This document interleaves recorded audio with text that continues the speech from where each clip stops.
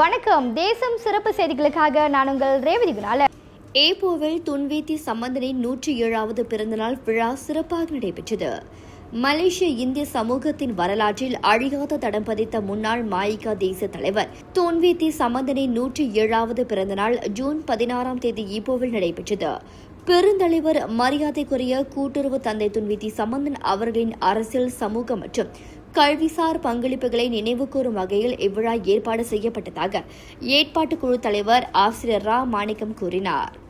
ஏப்போ பிந்தோங் கம்போங் சக்கடியில் அமைந்துள்ள ஓம் ஸ்ரீ வீரமுத்து மகா காளியம்மன் குங்குமாங்கி ஆலய மண்டபத்தில் நடைபெற்ற இவ்விழா மாலை 5 மணி முதல் இரவு 8 மணி வரை நடைபெற்றது.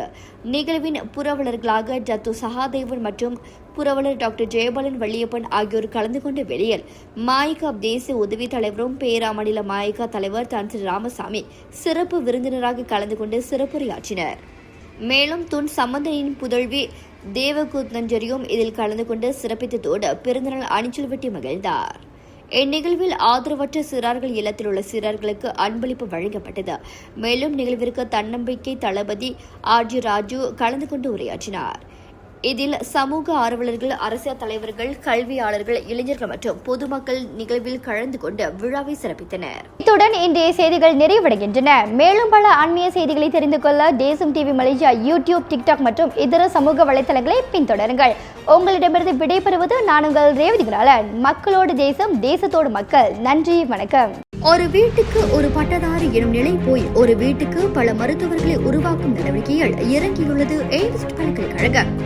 இந்திய மாணவர்களின் எதிர்காலத்திற்கு அடித்தளம் அமைக்கும் எய்ம்ஸ் பல்கலைக்கழகம் MIED வழி மாணவர்களின் பொருளாதார பிரச்சனையை கல்வி உபகார சம்பளம், கல்வி கடனுதவி மூலம் தீர்த்து வைக்கிறது. எய்ம்ஸ் பல்கலைக்கழகம் தரத்தில் உயர்ந்தது, போதனைகள் சிறந்தது, மாணவர்களுக்கு நிலையானது. இன்றைய நாடுகள் எய்ம்ஸ் பல்கலைக்கழகம்.